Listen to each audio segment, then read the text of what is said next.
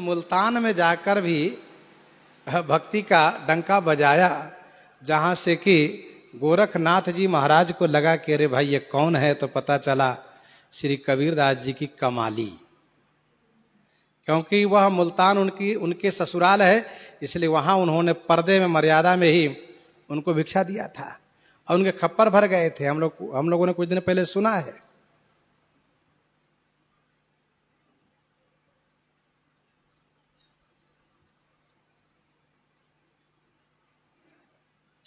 श्री कबीरदास जी महाराज से ब्राह्मण लोग अभी भी संतुष्ट नहीं हुए।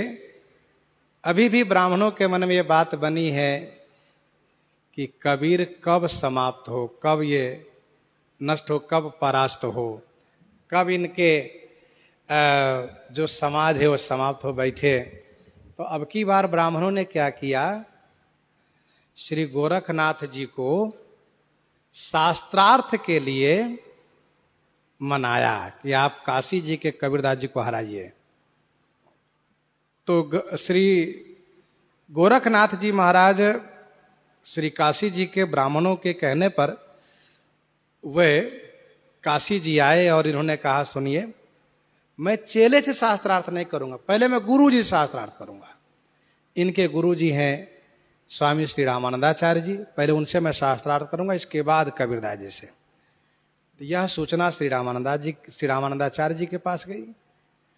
स्वामी श्री रामानंदाचार्य भगवान ने कहा श्री अनंतानंद जी को, जाकर के आप उनसे कह दीजिए कि पहले मेरे चेले से निपटे, फिर गुरु जी के पास आवे।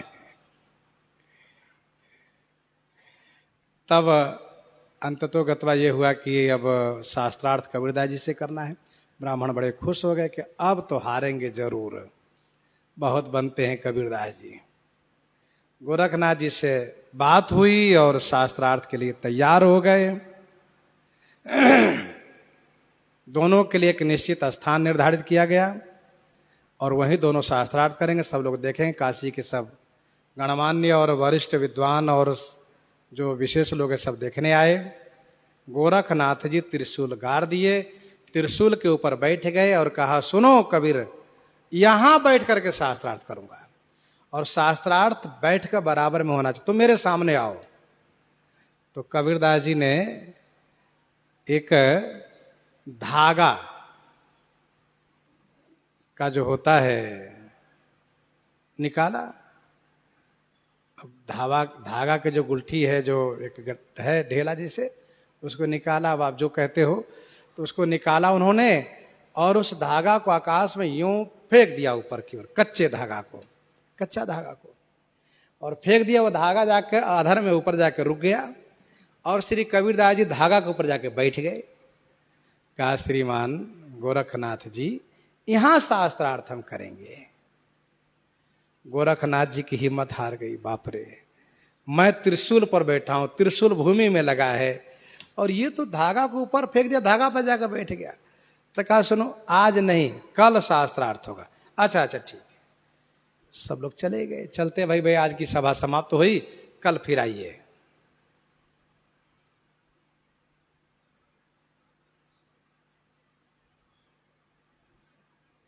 दूसरे दिन गोरखनाथ जी महाराज शेर पर, सिंह पर बैठ करके आए शास्त्रार्थ के लिए। ठीक उसी समय पर तो श्री कबीरदास जी क्या किए, एक मृग को, हिरण को,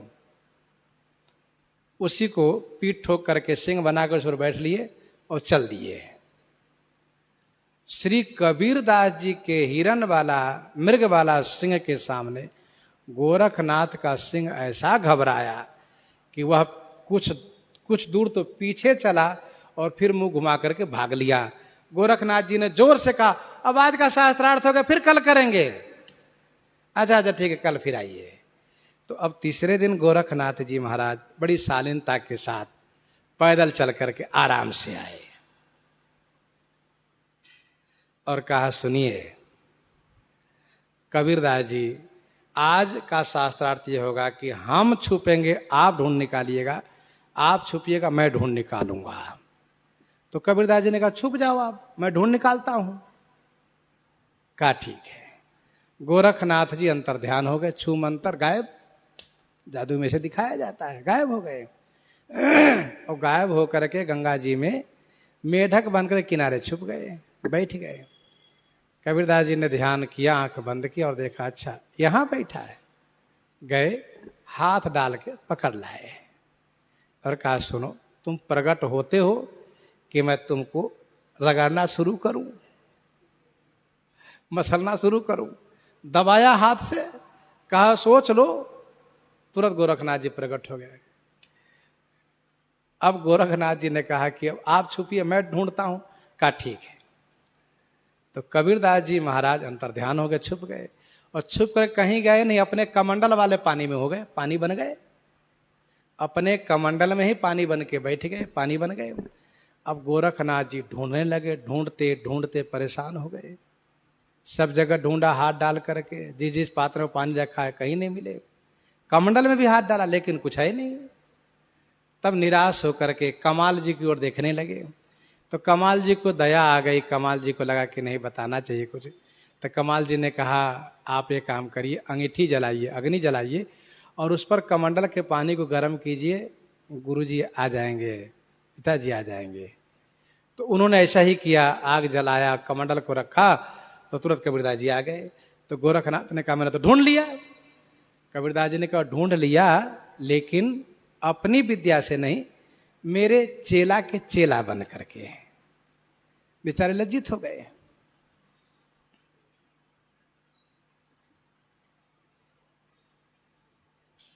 इस प्रकार से कबीरदास जी और श्री गोरखनाथ जी के साथ तमाम शास्त्रार्थ हुए हैं। अद्भुत सा प्रसंग है। एक बार श्री कबीरदास जी महाराज जगन्नाथपुरी गए। जगन्नाथपुरी में गए और श्री कबीरदास जी जगन्नाथपुरी में आए हैं तो वहां के संत लोग सब वहां एकत्र हुए और बड़ा जोरदार सत्संग शुरू हो गया। खूब सत्संग होने लगा। और सत्संग में आप जानते ही हैं कि ब्रह्म निरूपण, धर्म विधि, वर्ण तत्व विभाग, कहीं भगति भगवंत के संयुत ज्ञान विराग। वह सत्संग न हो कि जिसमें थोड़ी सी भगवान की कथा, कुछ अपनी कथा, कुछ सेठ की कथा, कुछ भगत की कथा, कुछ यजमान की कथा। सो नहीं, कथा का मतलब, सत्संग का मतलब ब्रह्म निरूपण, धर्म विधि, वर्ण तत्व विभाग, कहीं भगति भगवंत के संयुत ज्ञान विरागी होना चाहिए। उसमें से एक संत जी ने कहा श्री कबीरदास जी महाराज ने काशी जी में तो बहुत जोरदार चमत्कार दिखाया है, बड़ा प्रभाव डाला है। पुरी में भी कुछ प्रभाव दिखाते तो सबको बड़ा आनंद आता। तो कबीरदास जी ने कहा ऐसा। कबीरदास जी सत्संग में बैठे हैं और उधर भगवान के रथ पर चमर डोलाने लग गए, एक रूप से यहां, एक रूप से वहां। फिर संतों ने, तब तक रथ यात्रा का समय था, लोगों ने देखा, अरे वाह, कबीरदास जी यहां भी, कबीरदास जी वहां भी। सबने वंदन किया, जय हो महाराज। ऐसे श्री कबीरदास जी महाराज एक बार श्री कबीरदास जी महाराज चना खा रहे थे, चना खा रहे थे, राम राम राम राम राम राम राम राम राम राम कर रहे थे। चना भी ले, राम राम भी करें।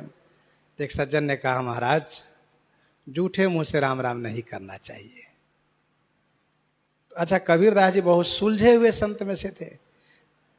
जो सुलझा हुआ होता है उसके पास सब समाधान होता है। श्री कबीरदास जी बहुत सुलझे हुए थे। कहा ठीक है, झूठे मुंह से राम राम नहीं करना चाहिए। कहा नहीं करना चाहिए। तो उन्होंने तुरंत कमंडल से पानी लिया और आचमन करना शुरू किया। 3-4 कुल्ला किया, कुल्ला करके मुंह साफ के पानी फेंक दिया और 5वां कुल्ला के पानी मुंह में गुलगुला करके उसके ऊपर छोड़ दिया। वो तो चिढ़ गया, महाराज आपने क्या किया, मुझे जूठा कर दिया। मैंने जूठा कर दिया? अरे मैंने अभी तो कुल्ला तो किया था, मैंने कुल्ला तो किया था, साफ तो है मुंह। तो उसने कहा नहीं नहीं, चाहे मुंह चाहे जितना साफ कर लीजिए, मुंह तो जूठा रहता है। कबीरदास जी ने कहा बस उसी बात को तुम भी समझो, राम राम करना चाहिए और राम राम मुख को सब प्रकार से पवित्र करता है। तुम कहते जूठे मुंह से राम राम कर रहे हैं। सब प्रकार से शुद्धि करने वाला तो राम राम है। मंगल भवन मंगल हारी उमा सहित जय जपत पुरारी। कहा प्रणाम महाराज, अब आपकी बात हमको समझ में आई कि राम राम किसी भी तरह से होना चाहिए, वो झूठा मुंह वाली बात नहीं है। भगवान के नाम लेने फिर क्या झूठा मुंह। हाँ, आचार विचार होना चाहिए, इसका मतलब ये नहीं कि आचार विचार नहीं होना चाहिए, सो नहीं। अब जिनको एक अभ्यास है, व्यसन बन गया है, राम राम किए बिना नहीं रह सकते, तो हर काल राम राम करेंगे। लेकिन अभ्यास नहीं, तो आचार विचार होना चाहिए।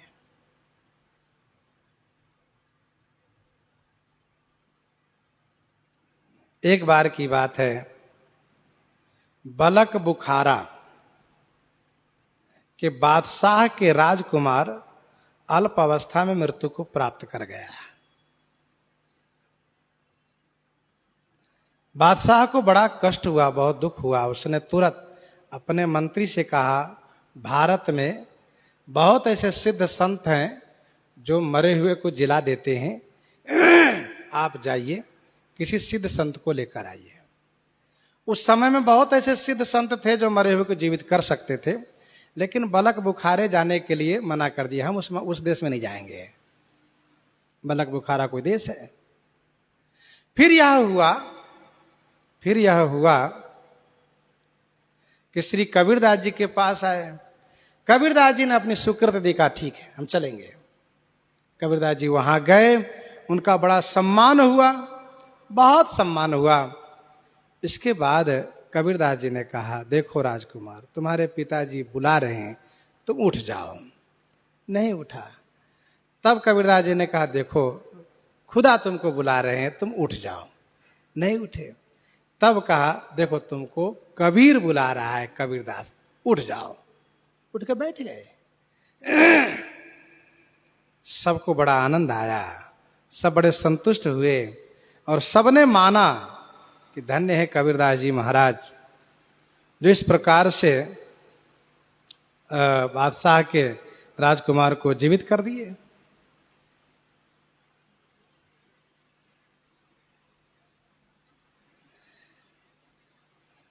एक बार की बात है, गोस्वामी श्री तुलसीदास जी महाराज, गोस्वामी श्री तुलसीदास जी महाराज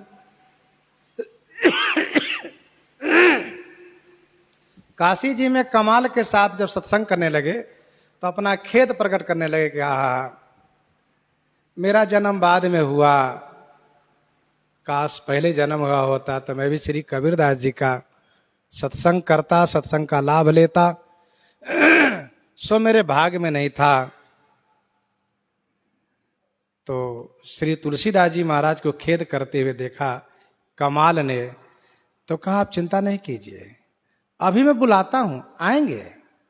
आएंगे कहां? तो कमाल ने कहा, पिताजी, गुरुजी, बाबा, आज के समय के बड़े बाबा आपको बुला रहे हैं, आप आइए। कमाल ने कहा, बड़े बाबा आपको बुला रहे हैं, बड़े बाबा। कमाल को पता है कि ये श्री वाल्मीकि जी का अवतार है, महापुरुष है, भगवान श्री सीताराम जी के बड़े प्रिय भक्त हैं। इसलिए कमाल ने कहा, बड़े बाबा आपको बुला रहे हैं, आइए। श्री कबीरदास चल के आ गए। खूब सत्संग हुआ, खूब आनंद आया। इसके बाद फिर थोड़ी देर के बाद जब सत्संग हो गया, अंतर्ध्यान हो कबीरदास जी। ऐसे श्री कबीरदास जी महाराज।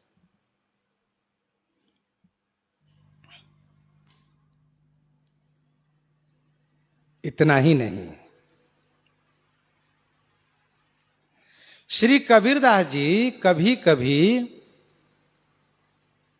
शरीर को छोड़ करके और निकल जाते थे तीर्थ यात्रा भ्रमण पर। कभी कैलाश चले गए, कभी मानसरोवर चले गए, कभी जगन्नाथपुरी, कभी बद्रीनाथ, कभी तिरुपति बालाजी चले गए। इस तरह से जिधर मन हो चले जाते थे। तो करते क्या थे, शरीर को सुरक्षित कर देते थे कि कोई उसमें अवांछनीय तत्व प्रवेश न करके कोई गलत न करे, इसलिए शरीर को सुरक्षित करके अभिमंत्रित करके कबीरदास चले जाया करते थे। एक बार एक बार ऐसा हुआ कि इस बात को उन्होंने ध्यान नहीं दिया कि शरीर को सुरक्षित करना चाहिए, और वे चले गए।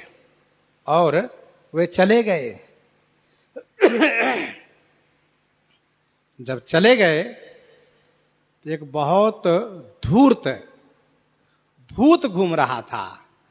उसने देखा कि बढ़िया है, शरीर खाली है, घर खाली है, और दरवाजा लगा नहीं है, किवाड़ बंद नहीं है, ताला नहीं लगा है, चलो घर में घुसते हैं। वो भूत तुरंत कबीरदास जी शरीर में प्रवेश कर गया, उठ के बैठा, और फिर इसके बाद खाया पिया और चेलों को बुलाया। चेले लोग उनके पास आए, गुरुजी महाराज है।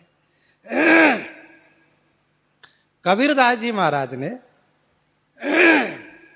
दूसरा रास्ता, वैष्णव के विरुद्ध रास्ता बताना शुरू किया, जिसमें खान पान उल्टा सीधा भी हो चलेगा, आचार विचार नाचार विचार न हो तभी चलेगा, निर्गुणवाद का समर्थन, कोई भक्ति की बात नहीं।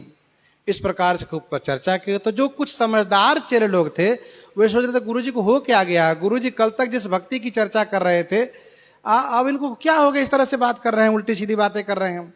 फिर भी गुरुजी है तो कुछ, जैसे देखिए जहां 10 लोग हैं तो सब अनेक मार्ग है, अब उसको छूट मिल गया, सब कुछ खा सकते हैं, तो भाई यही मार्ग अच्छा है। इस तरह से कोई पूजा पाठ के ज्यादा नियम नहीं, तो वो मार्ग अच्छा लगा।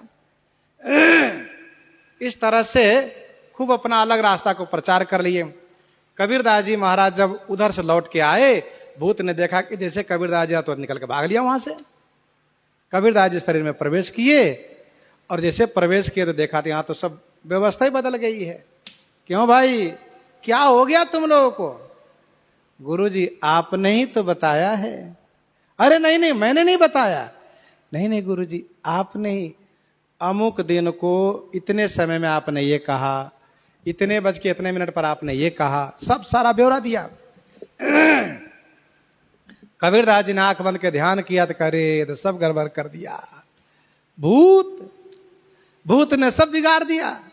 कबीरदास जी ने कहा सुनो, ऐसी ऐसी बात थी, मैं चला गया था, इसीलिए उस भूत ने किया है, मैंने नहीं किया। लेकिन अब क्या है, कुछ लोग उस रास्ता को बड़ी मजबूती से पकड़ लिए हैं, उसी पर चलने को राजी है, और बाकी जो समझदार थे वो उनकी बात, वो कबीरदास जी की बात में आ गए, इनके मार्ग पर आ गए, भक्ति मार्ग में।